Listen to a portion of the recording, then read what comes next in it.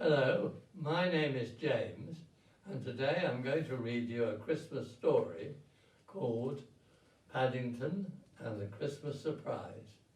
It was written by Michael Bond and illustrated by R.W. Alley. If you happen to have the book, why don't you go and get it and read along with me? If not, just snuggle down and listen to me read.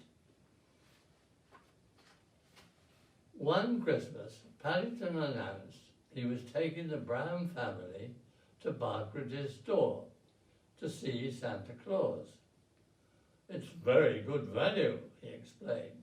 "Apart from meeting Mr. Claus, there's a sleigh ride through Winter Wonderland, and you get to visit his workshop at the North Pole.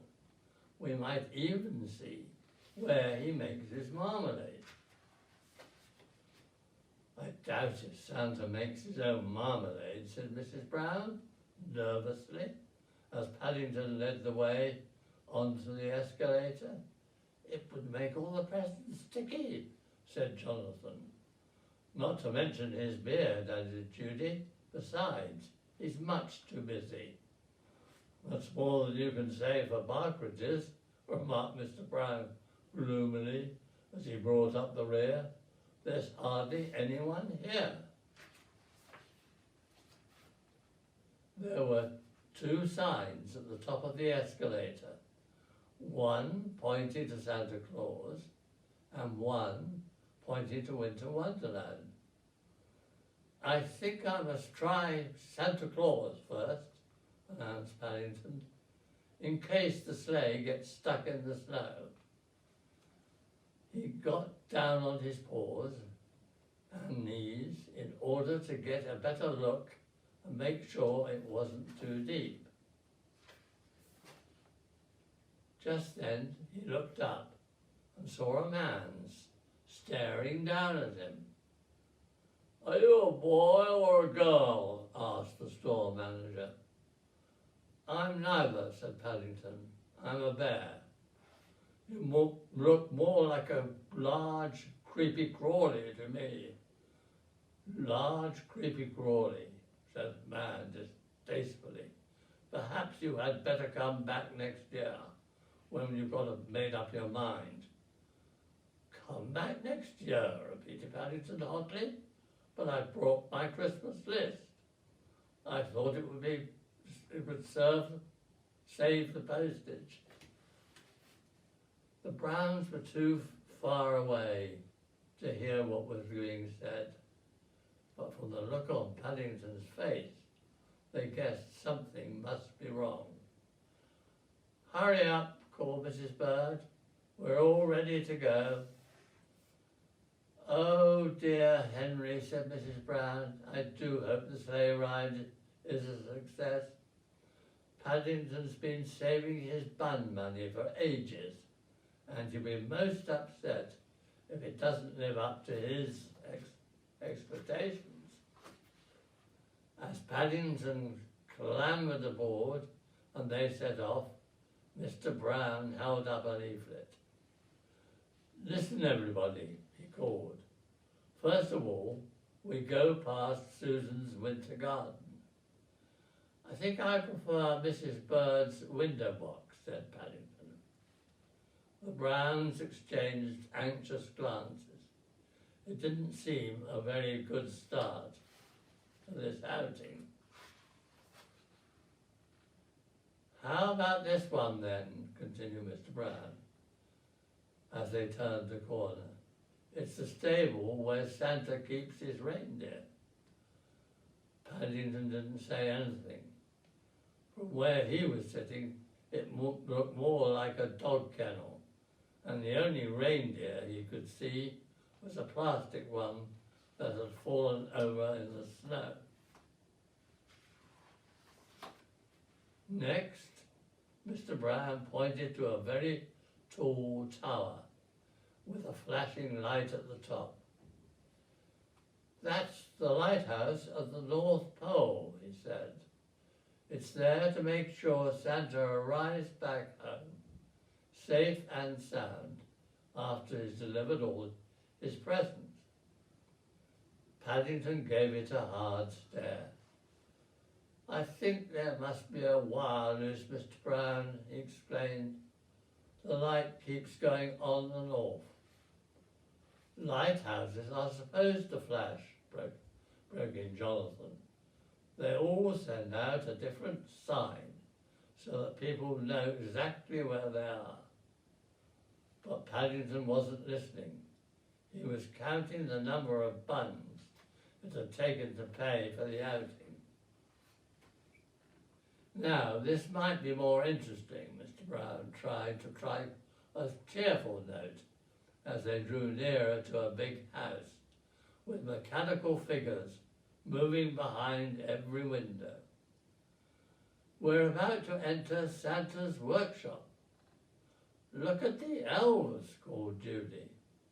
She turned round in order to explain elves to Paddington, but as she did so, she gave a cry of alarm, for he was nowhere to be seen. "Do something, Henry," cried Mrs. Brown when she saw what had happened. "Do something," repeated Mr. Brown. "What can I do from inside the middle of a workshop?" "We haven't reached the end of the tour," warned Mrs. Bird. "Perhaps Paddington will be most upset if he misses any of it." Mr. Brown tried to put a brave face on things, but when they reached the end of the ride and there was still no sign of Paddington, he looked as worried as any of them.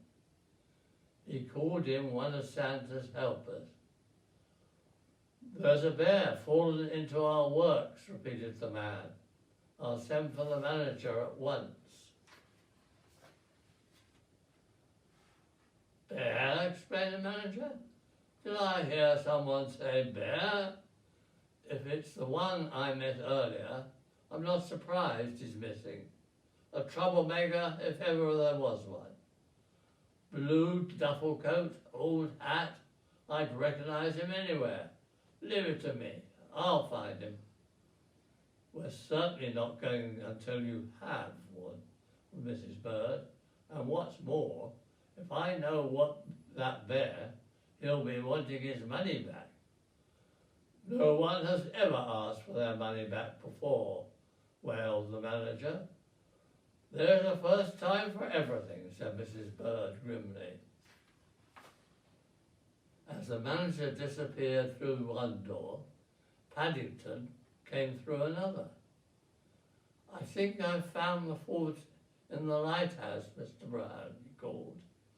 "Bears are good at mending things, but before he had a chance to finish, there was a loud bang from somewhere inside Santa's workshop, and all the lights went out. "Where is he?" shouted the manager. "Where is he? I'll give him a present he won't forget in a hurry." Mrs. Bird took a firm grip of her umbrella. "Come along, everyone," she called. "I think we've had enough wonders for one day."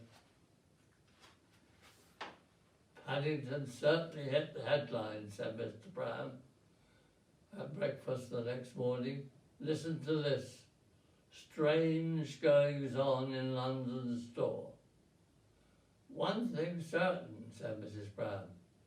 "We shan't be allowed into Barkridge's again in a hurry." "I don't know," broke in Jonathan. "Listen to this one. Crowds flock to Santa's workshop. Search for missing bear goes on." Everyone was so busy reading the newspapers that they didn't notice Mrs. Bird leave the room. She had an important telephone call to make. "Barkridge's," said the manager several days later, "wishes you all a very Merry Christmas. Ever since this young bear first honoured us with a visit, we've had queues outside our store. It's quite like old times." He turned to Mrs. Bird. "And thank you, dear lady, for telephoning us when you did. Perhaps I could do some more repairs for you," said Paddington hopefully. "I don't think that will be necessary," said the manager hastily. "Besides, Santa is waiting to see you after you've all had a free sledge ride." Mrs. Bird's face went pink as Santa gave her a knowing smile. "One of the nicest things about Santa Claus," she said hastily, "is that he knows exactly what everyone wants for Christmas. That's what makes him so special." "And he makes his own marmalade," said Paddington happily.